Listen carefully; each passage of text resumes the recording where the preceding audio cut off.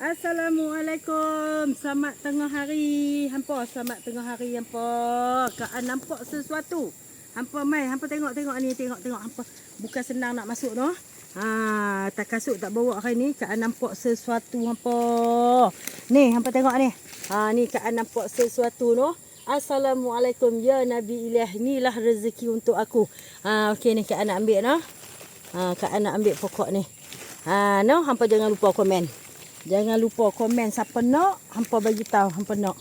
Ada banyak lagi. Ni. Pokok ni ada banyak lagi.